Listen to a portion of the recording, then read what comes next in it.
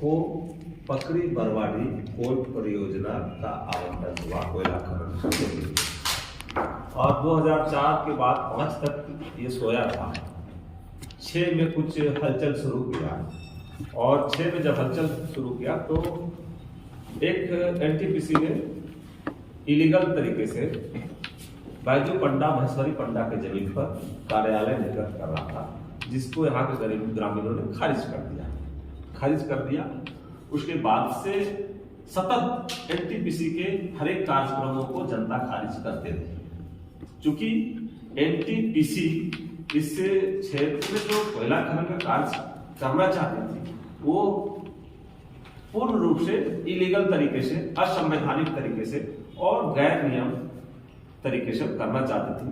कुछ लोगों को दलाल बना के, कुछ को अपने पक्ष में करके, उसमें से कुछ पॉलिटिकल पार्टी के भी लोग थे, कुछ अपराधी उग्रवादी संगठन के लोग थे और इस तरह से अपना काम को अंजाम देना चाहते थे, संविधान कानून को ताक में रख के। क्योंकि इसलिए तो ये इनका गठबंधन उग्रवादी, अपराधी और इलीगल कमीशन और इनके साथ चलने वाले लोगों से इनका गठबंधन हो गया था। साथियों, कई आंदोलन हुआ।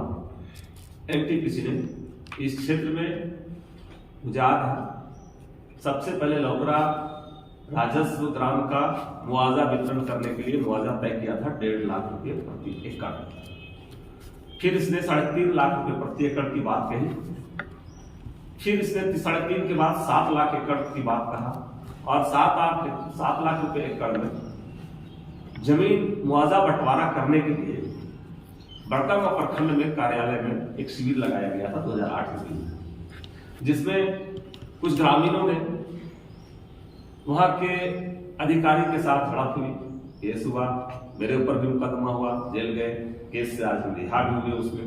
और इस तरह से 2010, 12, 13 में हर एक साल 14, 15 के बाद कंपनी को जब इस क्षेत्र में जमीन नहीं मिल रहा था, जनता संकल्पित था अपना जमीन नहीं देने के लिए, क्योंकि कंपनी का रवैया आज जो दिख रहा है वो पहले समझ में आ चुकी थी, खासकर हमारे टीम को, हमारे साथियों को तो आ चुका था।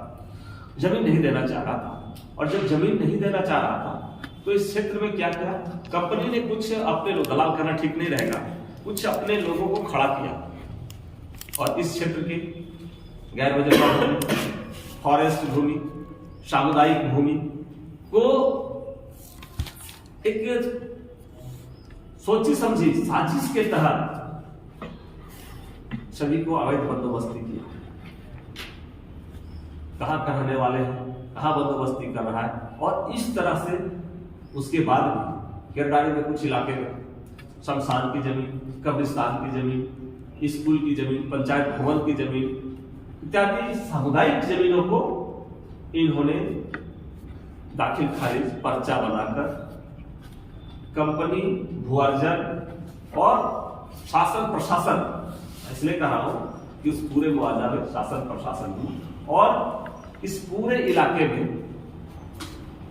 भूमि मुआवजा घोटाला हुआ इन लोगों के सहयोग से। कितना का घोटाला हुआ? 3000 करोड़ रुपया का घोटाला हुआ।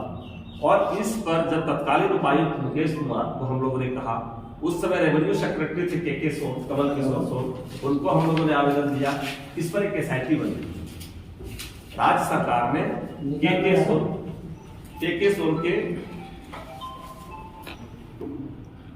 सोन के रिकमेंडेशन पर एक एसआईटी बना।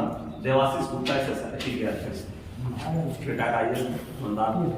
और आईएएस का एक देवाशीष गुप्ता का एक रिपोर्ट आया है, हम लोग का रिपोर्ट नहीं है, कि हाँ इस क्षेत्र में 3000 करोड़ रुपया का भूमि मुआवजा घोटाला हुआ है, जिसमें से 300 करोड़ रुपया खा पी के रेडी कर दिया है। लेकिन दुर्भाग्य है इस क्षेत्र की जनता के लिए कि यहाँ जो तत्कालीन सरकार था, राज शासक था, रघुवर दास, नाम लेने में परहेज नहीं है, इन्होंने इस पूरे फाइल को दबा दिया। रघुवर दास जी चले गए, हेमंत जी भी आए, जो रघुवर दास जी के हैं वही किए हेमंत जी। दोनों सरकारें इस फाइल को दबा दी और हम लोगों ने बहुत प्रयास किया कि वो रिपोर्ट हम लोग को हाथ लगे। बहुत अथक प्रयास के बाद रिपोर्ट प्राप्त हुआ और रिपोर्ट प्राप्त होने के बाद मैं और मंटू सोनी हाई कोर्ट में एक जनहित याचिका दायर किया और जनहित याचिका आज हाई कोर्ट सुनवाई पर आया कार्यक्रम में और उसमें सीबीआई ईडी को पार्टी बनवाया गया है और यहाँ पर लगभग तय हो गया है कि ये जो घोटाला है वो एक घोटाला है। इसलिए आप लोग को इसलिए मैं इस बात को अवगत कराता हूं। एक केरेडारी थाना में इस घोटाले के संबंधित एफआईआर दर्ज हुआ जिसका कांड संख्या 44/16 है। 44/16 उसमें 10 लोग अभियुक्त बनाए गए हैं और उसमें स्पष्ट लिखा गया है कि इसमें 71 लाख के लमसम मुआवजा उठाया गया और उसकी 10 लाख लोग 10 करीब लोग हैं। लेकिन आज तक यह सवाल है कि 44/16 का केस पर बड़कागांव के अनुमंडल पदाधिकारी, न जिला के पुलिस अधीक्षक और न केरेडारी के स्थानीय थाना इस पर कोई कार्रवाई नहीं किया, जबकि इस केस के सूचक अंचल विभाग के हल्का कर्मचारी रीतलाल रजक के द्वारा किया गया था और ये एक लगभग फाइनल उसमें आ गया था कि घोटाला हुआ है, गड़बड़ी हुई है। लेकिन आज तक जिला प्रखंड थाना प्रशासन अनुमंडल पुलिस प्रशासन इस पर कोई कार्रवाई नहीं किया। कौन नैतिक है, कौन प्रोजेक्ट का ये केरल एनटीपीसी का ही प्रोजेक्ट है। घोटाला में एनटी जो 3000 करोड़ का घोटाला है वो एनटीपीसी का सभी प्रोजेक्ट के लिए पकड़ी बरवाडी, केरेडारी, चट्टीबारी, कटकमदार, ये सभी का लिए, चूंकि भूमि अधिग्रहण एनटीपीसी संयुक्त रूप से कर रहा है। और क्या हुआ, यही नहीं हुआ, ये हुआ कि फर्जी भूमि दिखाकर ये वन पर्यावरण मंत्रालय, कोयला मंत्रालय, भारत सरकार को फर्जी भूमि दिखाया और दिखाकर एनटीपीसी अपना इस कोल प्रोजेक्ट को बचाया। जबकि भारत में उस समय 218 कोल ब्लॉक अलॉट हुआ था, 214 कोल ब्लॉक डी अलॉट हो गया। यही प्रक्रिया गलत रूप से करने का, कोल ब्लॉक आवंटन की प्रक्रिया गलत होने के कारण से रद्द किया गया। लेकिन एनटीपीसी चूंकि इसमें मैं ला रहा हूं, इसमें डायरेक्ट भारत सरकार बीजेपी का जो सरकार था उसका इस पर हस्तक्षेप था, इसलिए इसको रद्द नहीं किया गया। जैसे हमारे साथ बोला एक घोटाला। अब आइए एनटीपीसी को जिस संकल्प और जिस कंडीशन पर इसको कोल ब्लॉक अलॉट हुआ उसका रत्ती भर न संविधान का पालन हुआ, न कंडीशन का पालन हुआ और न ही कोई नियम का पालन हुआ। इसको कंडीशन क्या था कि आप जब कन्वेयर बेल्ट आपका तैयार हो जाएगा तो रोड ट्रांसपोर्टिंग आपको नहीं करना है, कन्वेयर बेल्ट से कोयला की ढुलाई करनी है। आज आपसे आप तमाम लोगों से यह सवाल है कि कन्वेयर बेल्ट पूर्ण रूप से तैयार 2022 में हो गई, उसके बाद भी रोड ट्रांसपोर्टिंग कोयला ढुलाई का काम कर रहा है। इसके पीछे का षड्यंत्र समझना पड़ेगा। कोयला ढुलाई जो हो रहा है उस ढुलाई में एनटीपीसी पकड़ी बरवाडी के जो एमडीओ कंपनी त्रिवेणी सैनिक है उसके द्वारा यहां के लोकल राजनीतिक लोगों को मैनेज किया जाता है। और इसलिए मैनेज किया जाता है जहां से कोयला चलती है और जहां जाके कोल डंप पे गिरता है वहां तक जो पॉल्यूशन होता है, डस्ट उठता है, सारे डस्ट को सफाई करने के नाम से, लेकिन आज तक एक दिन भी रोड पर कोई सफाई नहीं की। और इसका पैसा सीधा का सीधा किसी दबंग आदमी के द्वारा हड़प। ये है दुर्दशा। ट्रांसपोर्टिंग नहीं चलाना था और जबरदस्त ट्रांसपोर्टिंग बंद करने के सवाल पर भी ये इसके द्वारा कहा जाता है कि हम सब मैनेज कर लेंगे, ट्रांसपोर्टिंग चलना चाहिए। दूसरी बात, बड़कागांव हमारे लखनऊ जी जो बात बताई मैं पुनरावृत्ति नहीं करूंगा उन बातों को। यहां पर जो दूसरी कंडीशन एनटीपीसी पकड़ी बरवाडी को 4 फीट में माइनिंग करना है। 4 फीट मतलब 4 खदान। अभी जो खदान चल रहा है वेस्ट पिट पर चल रहा है, पश्चिमी खदान इसका है, इसका नाम रखा है इसने। और ये खदान चिरुडी बरवाडी, सिरमा, इतीज, नगरी का पाट, बरवाडी, ये नहीं सब गांवों में एक खदान खुला हुआ है और आज इसका एक्सटेंशन होना है। क्या था, ये सारे नजारे जो मैं बताया कि वन भूमि थी, इसको इलीगल तरीके से करके माइनिंग किया। और इस खनन क्षेत्र में पड़ने वाले 3 नदी नाला जिसको फॉरेस्ट विभाग ने जीवन रेखा घोषित किया, वन पर्यावरण जलवायु विभाग ने जीवन रेखा घोषित किया। वो कौन नाला है? दुमोहाना नाला, खौरा नाला, पकवा। और इसकी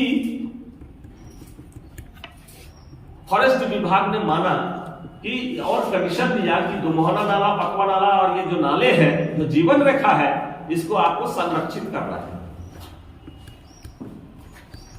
ग्रीन बेल्ट बनाना है। नाले के दोनों किनारे उस समय इसको आदेश जो मिला था संकल्प में 50 मीटर दोनों तरफ 50-50 मीटर का हरा भरा करना है, गाछ लगाना है।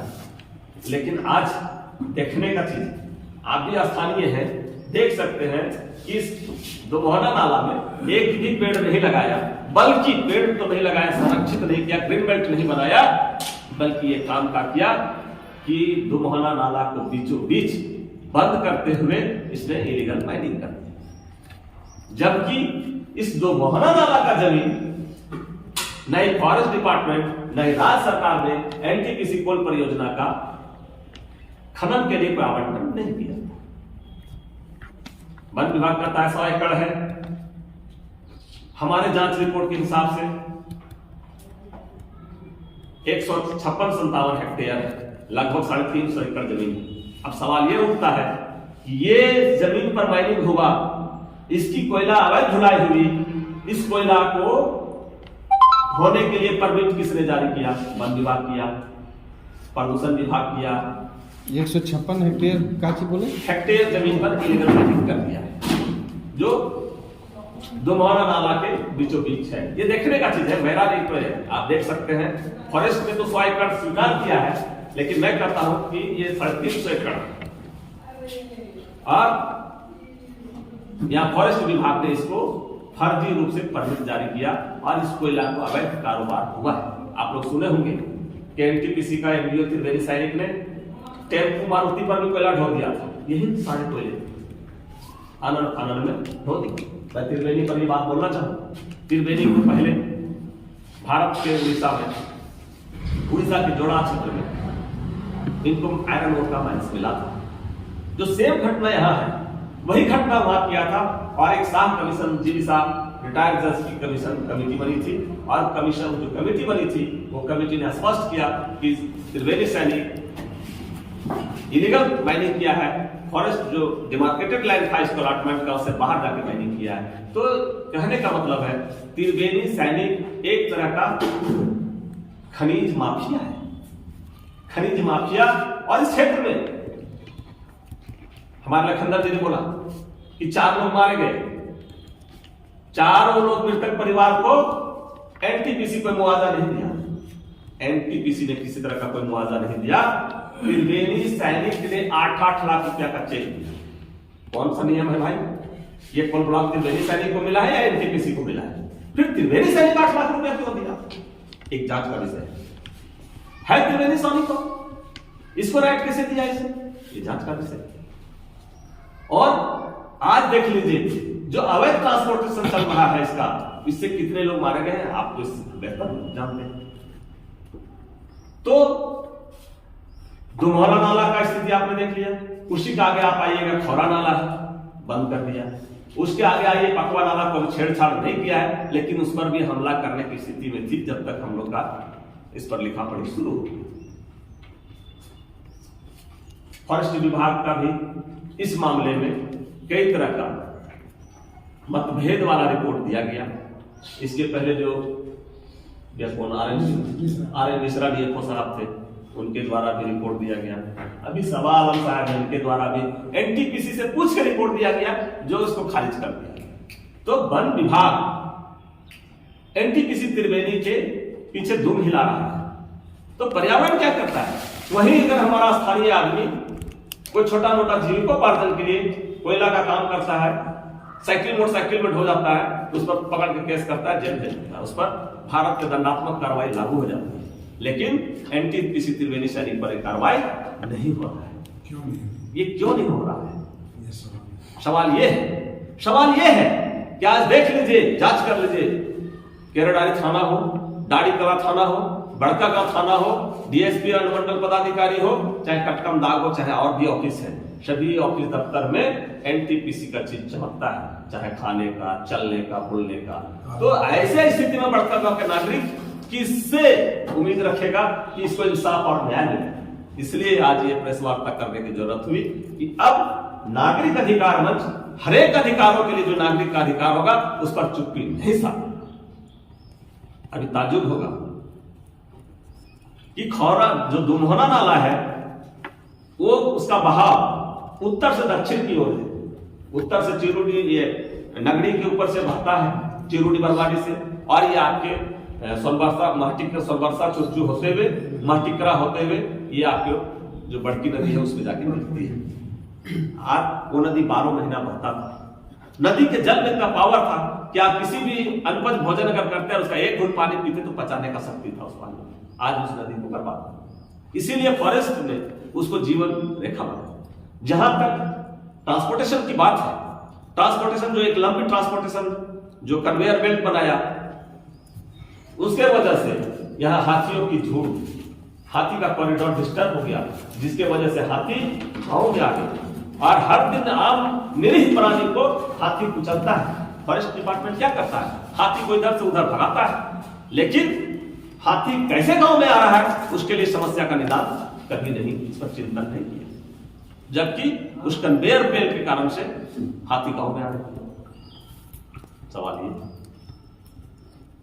तो इस तरह से एनटीपीसी त्रिवेणी सैनिक आज अगर आप जाए तो बड़का गांव का जो तापमान था वो 36 डिग्री सेल्सियस से कभी नहीं बढ़ा, लेकिन आज 45 प्लस रहता है। एनटीपीसी का एक प्रोजेक्ट का आधा 4 फीट के में एक आधा फीट का निर्माण चल रहा है, कार्य चल रहा है, उसमें बड़का गांव के लोगों का यहाँ जीना दुभर हो गया है। तापमान 45 डिग्री से प्लस हो जाता है, लोग गर्मी से चिलचिला उठे हैं। पानी शुरू में एनटीपीसी तो बहुत काम करता, पानी पिला रहे, ये कर रहे, आज कहां गया पानी? आज देख लीजिए, रूल बियॉन्ड द रूल ये कहता है कि किसी चीज को स्थापित करना है तब स्थापित करना है। आप देख लीजिए, उपरली डाड़ी में स्कूल तोड़ दिया, कोई नोटिफिकेशन नहीं, कहां स्थापित किया? नगरी का स्कूल तोड़ दिया, कहां स्थापित किया? कई मंदिरें तोड़ दी, कहां स्थापित किया? कई कब्रिस्तान भर दिया, कहां स्थापित किया? और इससे ज्यादा अगर आपको देखना है तो चुरचू गांव पूर्ण रूप से विस्थापित हो गया, उसके साथ साथ कई गांव हो गए। इन गांवों की आबादी कहां चल गई? कहां है सामाजिक समानता? कोई बेंदी में घर बनाया, कोई कहीं गया, कोई कुंडिल बागी में बनाया, जहां जिसको लगा वहां बनाया, और जो बाकी निरीह थे जिनके पास नहीं था वो आके आर्यनाथ कॉलोनी में घुसना पड़ा। कंपनी किसी तरह का कोई नीति अपना नहीं फॉलो किया इस क्षेत्र में, नहीं कोई रूल फॉलो किया, नहीं कोई संविधान का बात कहा, और यहां लोगों को 1 लाख दिया। जो जिस कैटेगरी के लोग थे, जितने ताकतवर थे, उनको पैसा देकर कंपनी अपना काम को संचालित कर रहा है। आज कंपनी का जब 7-8 बसें एक साथ गुजरता है ट्रेन के साथ, जब बड़का गांव से ट्रेन गुजरता है, बड़का गांव आधा घंटा 1 घंटा डिस्टर्ब हो जाता है। प्रशासन नहीं सुनती है जनता की बात, कौन सुनेगा? इसलिए हम तमाम लोगों से कहेंगे कि इसको जगह देकर, और सबका अधिकार है कि इस बात को उजागर किया जाए। और हमारे और भी साथी हैं, मैं ज्यादा वक्त आपका नहीं लूंगा। हम लोगों ने तय किया कि ये 1200 करोड़ रुपया का जो फाइन हुआ है, 1200 करोड़ रुपया अवैध ट्रांसपोर्टेशन और ये नाला जो भर दिया, उसी दोनों के ऊपर इसको ये पेनाल्टी हुई है। हम लोग जिस तरह से 3000 करोड़ का अगर सरकार ये पेनाल्टी को अगर दबाने का काम करेगा, तो मैं इस बार नागरिक अधिकार मंच की तरफ से सड़क पर भी जाऊंगा और इसको न्यायालय में भी जाऊंगा। लेकिन अब एनटीपीसी के गलत कारनामा, गैर नियम, गैर संवैधानिक कार्य को हम लोग बर्दाश्त नहीं कर सकते। यहाँ पर कई हत्याएं हो रही है। बड़कागांव क्षेत्र शांत क्षेत्र था, आज बड़कागांव में अपराध का एक सैलाब उमड़ गया है। दिन दहाड़े गोलियां चल रही है, कई लोग मारे जा रहे हैं। ये सारे एनटीपीसी त्रिवेणी का प्रायोजित है। इसकी जांच होनी चाहिए, जांच होनी चाहिए। और मैं तो बड़ी बात करता हूं कि जो लखन साहब पर गोली चला हजारीबाग में, इसकी सीबीआई जांच होनी चाहिए। कौन है इसमें शामिल, किसके द्वारा इस पर गोली चलाया गया, इस पर गोली चलाया, जांच होनी चाहिए। जांच की मैं मांग करता हूं, लेकिन जांच नहीं कराया, लिपापोती कर रहा है। जहां कंपनी जो प्रायोजित होता है उसमें कुछ नहीं, खाना पूर्ति का काम कर दिया, लेकिन जनता कुछ करे तो इसका देखिए एक्टिविटी कैसे उठता पड़ता है।